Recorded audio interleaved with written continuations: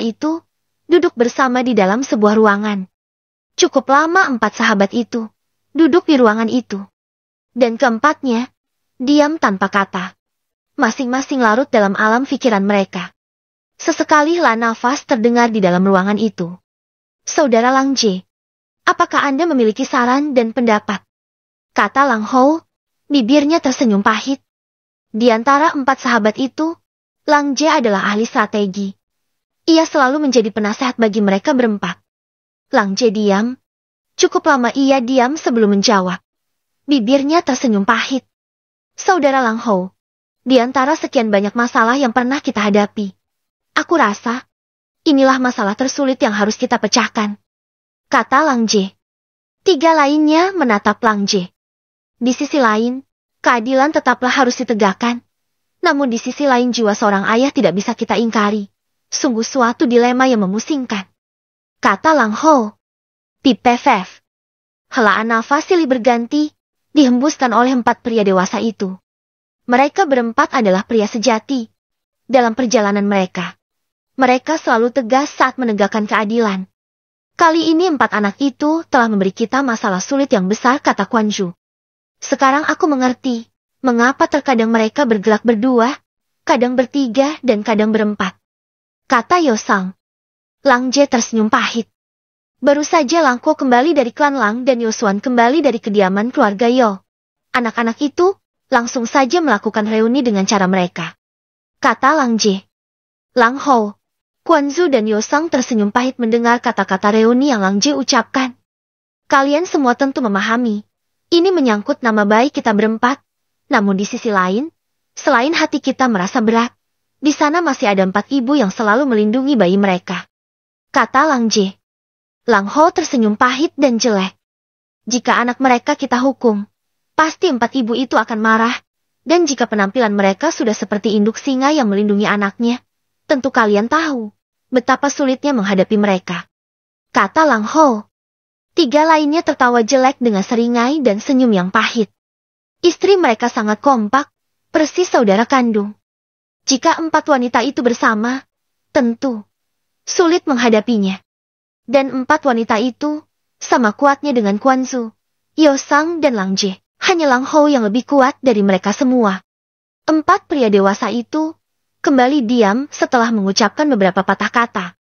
Saat ini mereka benar-benar kehilangan akal mereka. Hahaha. Tawa renyah memecah kesunyian pinggiran kota Lang. Di salah satu area pinggiran kota Lang, terdapat satu alam liar yang terjaga dan tertata rapi. Selain pepohonan dan bunga-bunga ada di sana, di lokasi itu juga terdapat satu danau kecil yang indah. Lokasi itu merupakan bagian area pemakaman di kota Lang. Jeti, selain sepi, juga termasuk area yang dihormati. Jeti, sangat jarang ada manusia main di area itu. Saat itu 4 pemuda tampan duduk bersama di pinggiran kolam.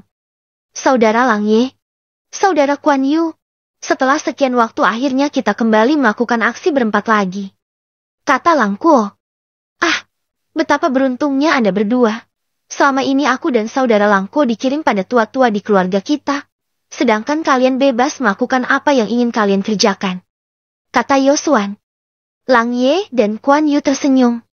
Saudara Lang Kuo dan saudara Yosuan, mengapa kalian tidak menolak saja saat dikirim ke rumah keluarga? Kata Lang Ye. Ya, itu benar.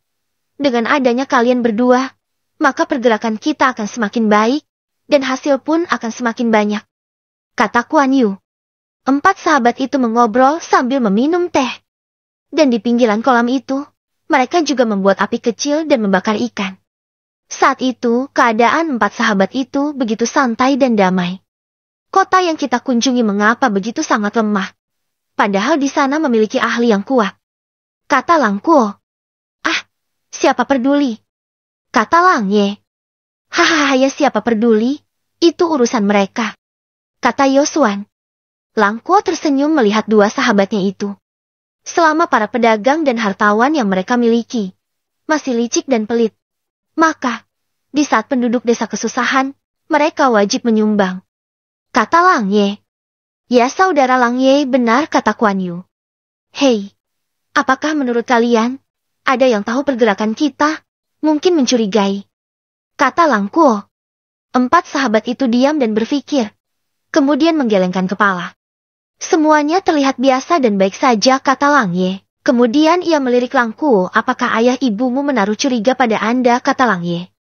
Lang Kuo menggelengkan kepalanya. Kurasa tidak. Mereka selalu berpikir jika aku tidak di rumah, maka aku mengunjungi rumah kalian, kata Lang Kuo. Berarti sama denganku juga, kata Yosuan. Dan kemudian Lang Ye dan Kuan Yu juga mengangguk, menegaskan apa yang mereka rasakan juga sama. 4 sahabat itu terus mengobrol dengan santai. Terkadang mereka bercerita dan bercanda. Namun di antara 4 orang itu, Lang Kuo dan Yosuan yang lebih sering bercerita. 2 pemuda itu baru kembali dari luar kota Lang. Jeti, banyak hal yang mereka ceritakan. Saat 4 sahabat muda itu tersenyum dan tertawa. Pada saat yang sama, 4 sahabat usia 40-an yang berada di dalam sebuah ruangan itu menunduk diam, dihiasi senyuman pahit dan hela nafas. Kurasa, sebaiknya kita pisahkan 4 anak itu. Jika mereka saling berjauhan, maka pergerakan mereka tidak akan seliar saat ini, kata Lang Jie. 3 pria lainnya mengangguk setuju. Walau yang mereka lakukan adalah menolong penduduk desa yang kesusahan dan mencuri dari hartawan pelit, namun tetap saja perbuatan mencuri yang mereka kerjakan itu salah, kata Lang Ho.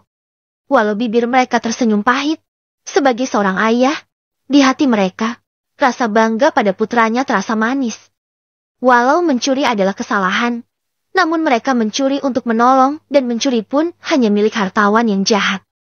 Menimbang itu, sebagai orang tua, mereka menyadari bahwa putra mereka sesungguhnya memiliki hati yang baik. Hanya saja, cara menolong mereka tergolong nakal dan menentang aturan alam. Saat itu, seorang perwira masuk dan menangkupkan 2 tangannya. Salam Tuan Kota, Wakil Tuan Kota, Komandan Kuan dan Wakil Komandan You, kata si perwira. 4 pria itu menganggukkan kepala. Ada apakah, tanya Lang Ho. Tuan Kota, seorang utusan menitipkan surat dari kerajaan, kemudian pergi begitu saja, kata si perwira. 4 pemimpin kota Lang itu mengerutkan dahi mereka. Kemudian keempatnya saling lirik. Saat itu mata keempat pria itu menyorot tajam dan marah. Utusan kerajaan benar-benar keterlaluan. Kita akan terima surat kerajaan, walaupun itu hal yang buruk. Namun sikapnya yang tidak menghadap langsung pada tuan kota jelas itu penghinaan, kata Yosang marah. Lang Ho, Lang Jie dan Kuan Zu diam. Namun apa yang Yosang katakan sangat mereka setujui. Lang Ho menghela nafas. Mana surat itu, kata Lang Ho. Si perwira menyerahkan surat yang ia bawa, kemudian permisi dan meninggalkan ruangan itu. Lang Ho membuka surat kemudian membacanya. Setelah itu dahinya berkerut. Ia menyerahkan surat pada 3 lainnya untuk membaca. Setelah itu 3 lainnya juga mengerutkan dahi mereka. Apa niat kerajaan Ban?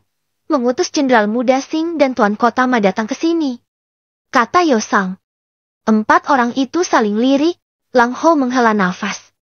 Baiklah, kita lihat saja besok apa yang mereka inginkan, kata Lang Ho. Setelah mengobrol beberapa saat, 4 sahabat itu kembali ke rumah masing-masing. Ke-15.